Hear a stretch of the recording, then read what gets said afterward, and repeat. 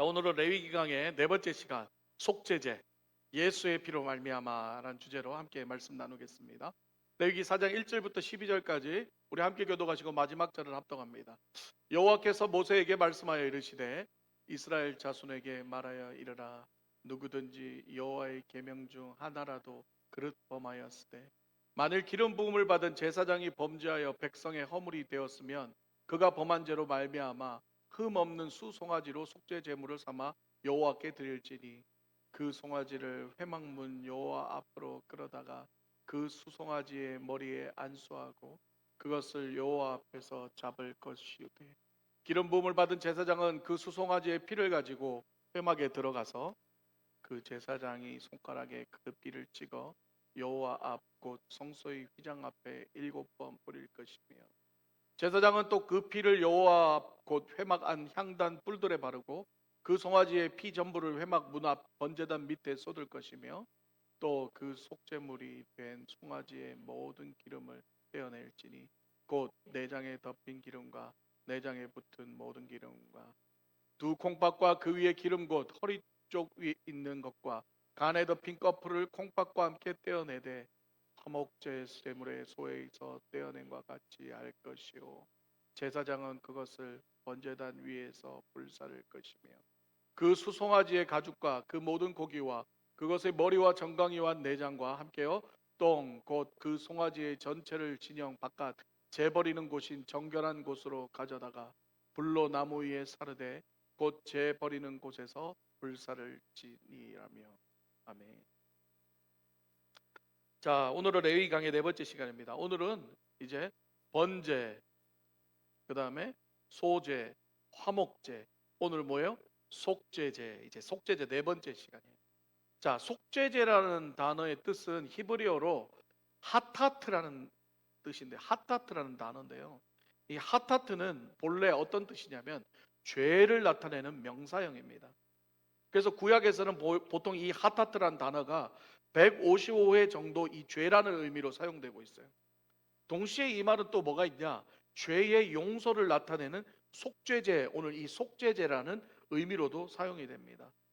레위기에 나오는 5대 제사가 번제, 소제, 화목제, 속죄제, 속건제 이 5대 제사가 거의 속죄의 기능을 다 가지고 있죠. 공통적으로. 그죠? 내 죄를 정가해서 제물에 정가해서 그 제물을 태우고 번제를 드림으로써 사함을 받는 속죄의 기능을 가지고 있지만 특별히 이 속죄제만큼은 더 이 속죄의 목적이 더 강하다는 거죠. 이스라엘 사람들은 이 속죄제를 드림으로써 자신이 범한 죄에 대해서 속죄함을 받고 죄사함을 받을 수가 있었다는 거예요. 그래서 이 속죄제의 영적 의미는 죄를 지어서 하나님과 멀어진 인간이 하나님과의 관계를 회복하기 위해서는 반드시 뭐가 필요하다? 죄를 속함을 받아야 되잖아요. 그 속함을 받는다는 걸 알려주는 거예요. 그래서 속죄제는 자원적일까요? 의무적일까요? 의무적이라는. 화목제도 자원적인 게 있죠. 자원적인 게 있어요. 이 제사가 안에 무조건 드려야 될 게 있고 자원적으로 안 해도 되는 게 있는데 이 속죄제만큼은 무조건 해야 된다는 거예요. 왜 그럴까요? 죄사함 없이는 우리는 구원받을 수 없기 때문에. 예수 그리스도의 제사함이 없으면 우리의 구원은 없다는 걸 알려주기 때문입니다. 속죄의 제사 방식을 살펴보면 첫 번째로 죄를 짓는 사람에 따라 제물이나 제사 방식이 달라요. 이거는 제사장이 죄를 지었을 때 드리는 제물이 다르고 온 회중이 죄를 지었을 때 드리는 제물이 다르고 족장이 죄를 지었을 때 드리는 제물이 다르고 평민이 죄를 지었을 때 드리는 제물의 종류가 다르다는 거예요. 그리고 두 번째는 뭐냐? 부지 중에 범한 죄를 속하는 제사예요. 여러분 부지 중에 뭐예요? 내가 모르고 지은 죄도 있다는 거죠. 비고의적으로 지은 죄도 있다는 거죠. 죄를 짓고 또는 나중에 깨달은 것도 있다는 거죠. 그럴 때 속죄제를 반드시 드려야 된다는 거예요. 여러분 살인에도 종류가 여러 가지 있잖아요. 계획 살인이 있는 반면에 뭐예요? 우발적 살인이란 게 있죠. 그거는 법도 이게 틀리잖아요. 죄질이 다르잖아요. 내가 저 사람을 죽이려고 작정하고 죽인 거랑 나도 모르게 그냥 그 장난쳐 때렸는데 죽어버렸어. 그건 우발적 살인이죠. 죄의 형질이 다른 거죠. 똑같아요. 이 제사도 이 제물도 다르고 그럴 상황일 때 이 속죄제를 드려야 된다라는 거예요. 예, 비고의적으로. 그래서 여기서 우리가 뭘 깨달아야 돼요? 우리가 회개할 때는요, 반드시 이렇게 기도해야 돼요. 하나님, 내가 알고도 지은 죄도 있고 내가 모르고도 지은 죄도 있습니다. 나는 기억하지 못하는 죄도 있습니다. 나는 다른 사람한테 내가 상처 줬는데 그게 상처인지도 모르고 지나가는데 그 사람한테 그게 상처가 돼서 그 사람을 죽이는 일이라면 그것 또한 죄니까 하나님 깨닫게 해주시고 알고 지은 죄, 모르고 지은 죄 모두 용서해 주십시오라고 회개해야 된다. 세 번째는 뭐냐? 정결의식으로 드려지는 제사라는 거예요. 이 다른 제사들은 태우고 끝나고 피를 그냥 밑에다가 뿌리고 끝나, 번제다 밑으로 뿌리고 끝나는데 이 속죄제만큼은 피를 가지고 지성소 휘장에 뿌리거나 향단에 뿌리거나 뿔에 바르거나, 소위 말하는 뭐예요? 피를 통해서 보여주는 거예요. 일종의 퍼포먼스 같은 거죠. 좀 심하게 말하면 피칠감을 한다는 거예요. 이 속죄제는 휘장에다가 갖다 뿌리고 뿔에다가 뿌리고, 그러니까 속죄제 한번 드리고 나서 그 성막 가보면 온통 피칠감이에요. 온데 다 발라야 되니까. 근데 왜 그렇게 했을까요? 그 피를 봐야 우리가 살기 때문에, 그 피를 봐야 우리가 은혜를 알기 때문에, 그 피가 마음속에 큰 증거됩니다. 향단 뿔에다가 피를 발라놓는 거. 그러니까 성막에 제사 지내러 가면 그 향단 뿔을 보면서 아유, 또 사람이 엄청나게 큰 죄를 져가지고 막 피칠감을 해놨네. 죄사함을 받았구나. 그래서 속죄제에 관한 본문을 읽어보면 피의 제사를 할 정도로 이 피에 대한 언급이 많아요. 성경에서는 피를 어떻게 생각해요? 생명으로 상징합니다. 특히 속죄제 제사를 통해서 인간의 죄를 사하기 위해서는 반드시 생명의 피가 필요하다. 할렐루야. 그 생명의 피가 누구다? 예수 그리스도의 생명의 피가 필요하다는 걸 깨닫게 한다는 거죠. 오늘날 그 피가 어떤 피인가요? 우리를 십자가에 죽으심으로써 살리신, 우리를 위해 십자가에 흘리신 바로 예수 그리스도의 피라는 거예요.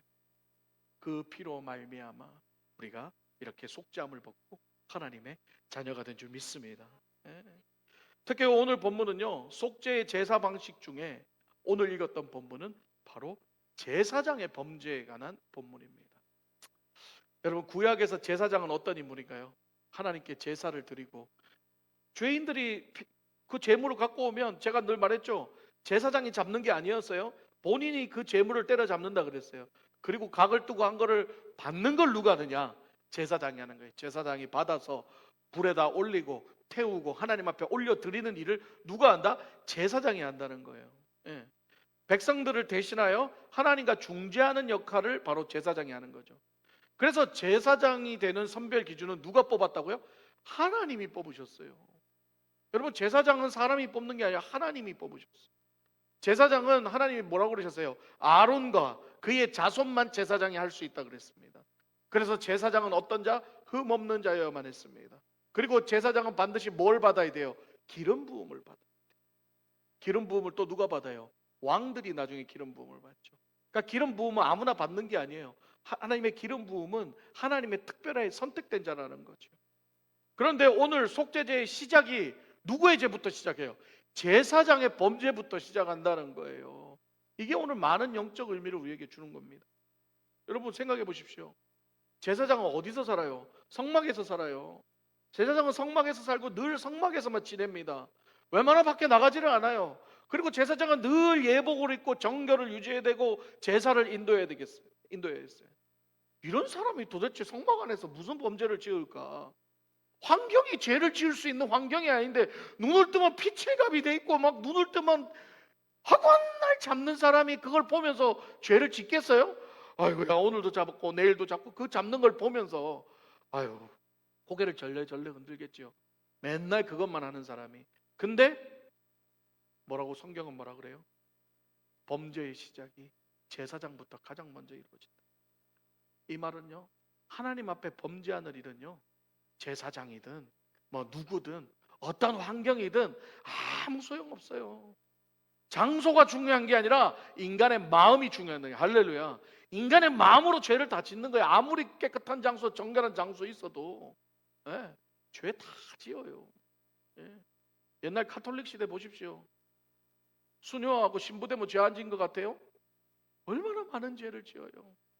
카톨릭 그 성전 뒷마당에서 수많은 그 아이들 그 뼈가 나오고 시체가 나오고 나중에 그 안에서도 겉으로는 사제, 겉으로는 막 꽁꽁 싸매고 막 이러고 댕겨도 다 알게 모르게 죄를 짓는 거예요. 그러니까 죄는요, 여러분, 환경이 깨끗하다고, 뭐 옷 깨끗하게 입는다고, 뭐 거룩한 장소 간다고, 산속에 들어간다고 죄 안 짓는 거 아닙니다. 죄는 어디서부터요? 우리의 마음 안에서부터 시작된다. 오늘날 교회가 어디인가요? 여러분, 성전이 어디인가요? 또 여기 예배당이라고 얘기하시면 안 돼요. 성전이 바로 우리잖아요. 우리의 마음이 교회고 우리의 마음이 성전이잖아요.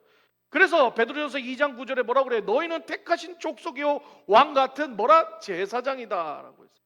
다시 말해 제사장과 같은 우리가 우리의 마음 성전에서 가장 먼저 죄를 지을 수 있다는 것을 오늘 속죄제를 통해 하나님 얘기해 줍니다.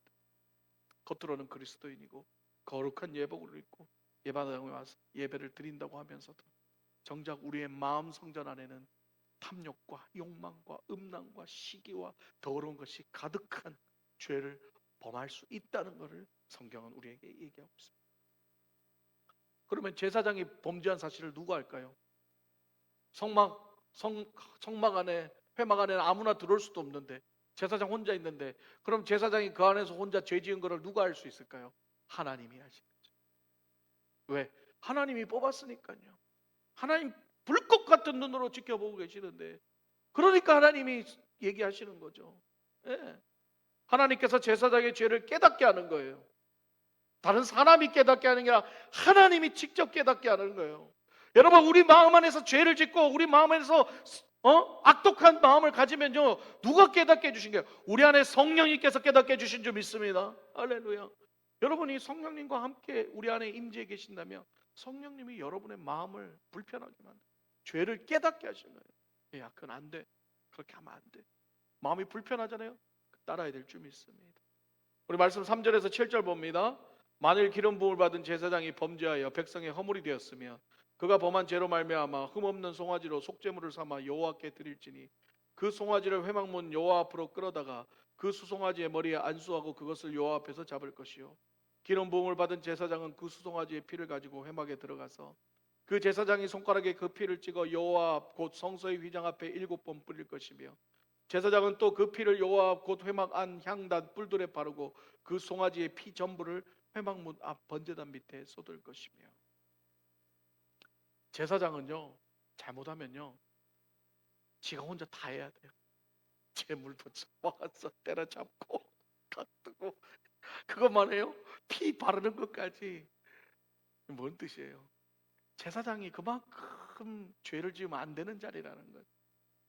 너무 딴 사람은 지가 잡아가지고 주면 끝나는 거잖아. 안수하고 주면 되잖아. 근데 제사장은 지가 또 데리고 와가지고 잡아서 그래서 피 내고 바르고. 왜? 귀찮아서라도 죄 짓지 말고. 아이고, 내가 죄 한번 지으면 아이고 할 일이 너무 산더미네, 산더미야. 그것도 콩팥 기름 떼고 또 똥은 떼고 또 이건 죄는 저 멀리 갖다 버리. 오메, 할 일이 산더미네.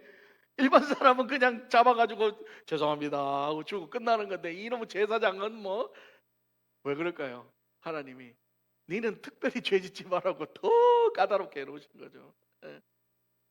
그러니까 얼마나 복잡해요. 지가 송아지를 그것도 수송아지를 준비해서 자기가 안수하고 죄를 또 전거하고 그 자리에서 또 때려잡고 그걸 또 각을 뜨고 자르고 피를 내고 그걸로 끝나는 게 또 피는 또 받아가지고 또 이게 뿌리고 7번 뿌리고 바르고.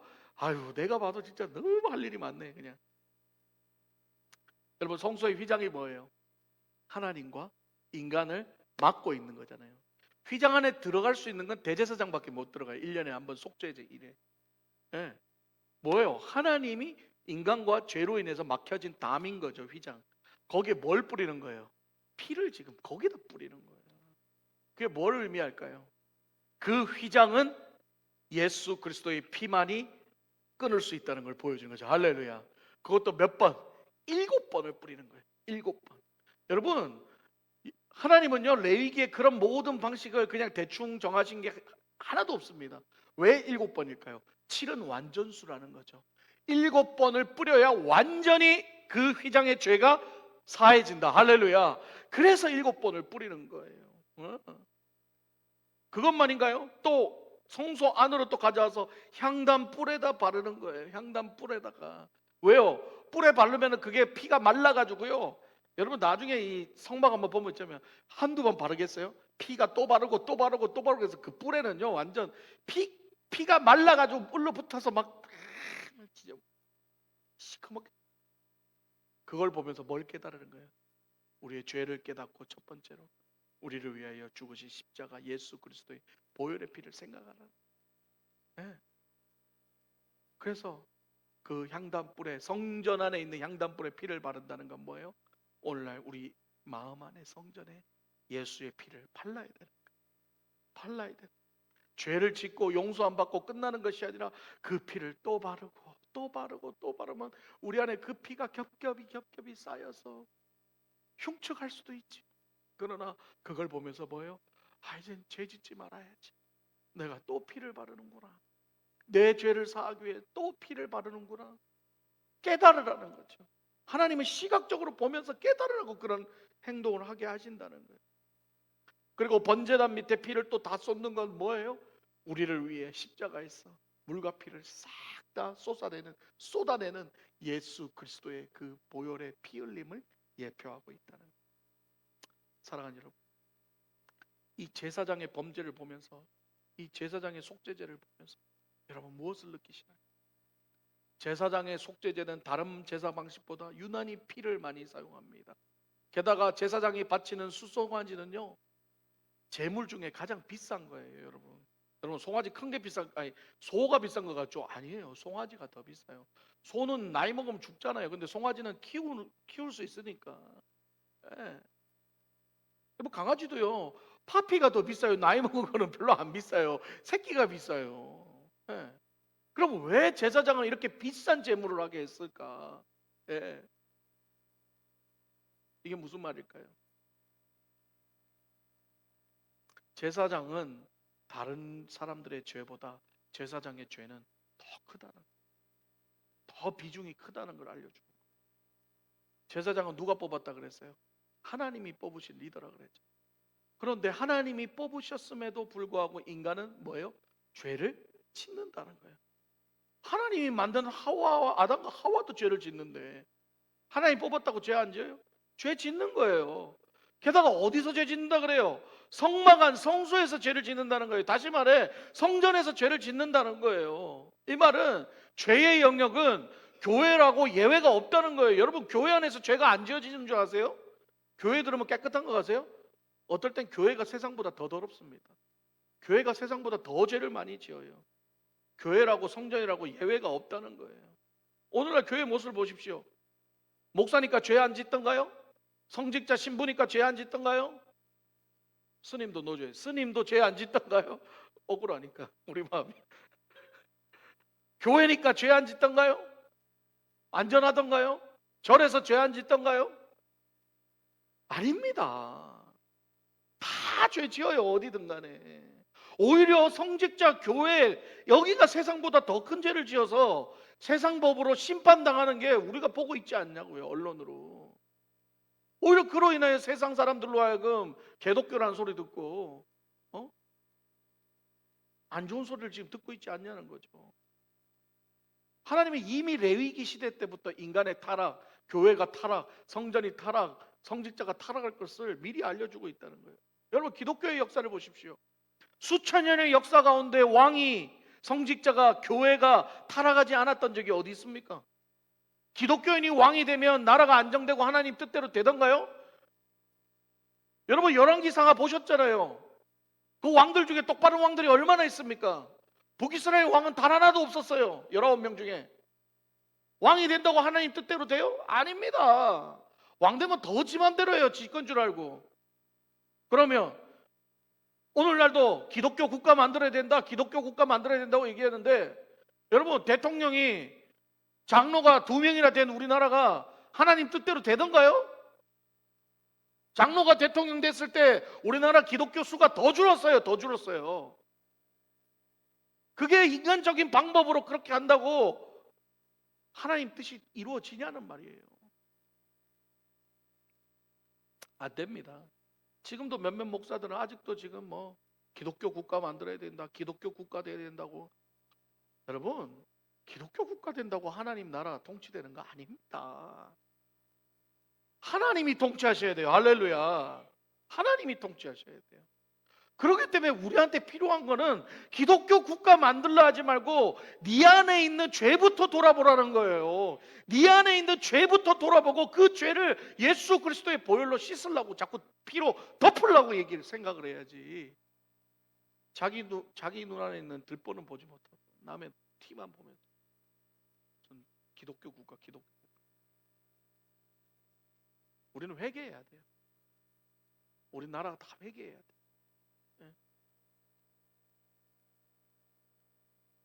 뭐 트럼프 대통령 예수 안 믿어요? 트럼프 대통령도 기독교인이잖아요. 나라를 잘못 만든다 얘기가 아니에요. 대통령이 기독교인이라고 나라가 기독교 되는 거 아닙니다. 하나님의 이름을 빙자하여 우리의 신념과 생각을 주장했던 모든 것들을 다 회개해야 됩니다. 할렐루야. 우리의 생각, 우리의 정치적 신념, 개인적 신념이 하나님의 생각인 양 갖다 붙여서 그거를 그렇게 선동하는 것 죄입니다. 죄입니다. 회개해야 합니다. 9절에서 12절 봅니다.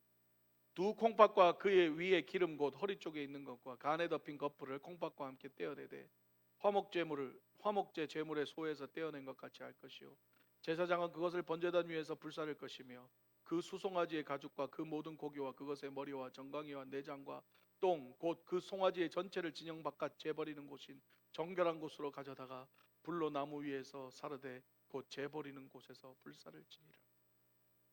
지난 화목제에서 설명해 드렸듯이 제물의 가장 귀한 것 콩팥과 간과 기름은 누구에게 드리는 거예요?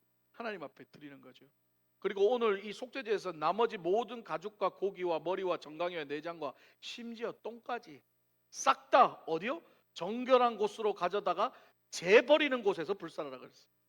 그러니까 다시 말하면 오늘날 예배를 통하여 우리의 가장 귀한 뭐예요? 마음은 누구한테 드리는 거예요? 하나님한테 드리고 우리 안에 더럽고 추악한 육신의 죄덩어리들은 다 어떻게 해요?